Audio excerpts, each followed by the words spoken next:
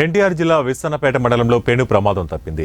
Vikas techno school bus ముందు చక్రం rod విరిగిపోవడంతో ఓ షాపులోకి దూసుకెళ్లింది. ఈ ప్రమాదంలో బస్సులో ఉన్న పిల్లలకు ఎటువంటి ప్రమాదం జరగకపోవడంతో తల్లిదండ్రులు ఊపిరి పీల్చుకున్నారు.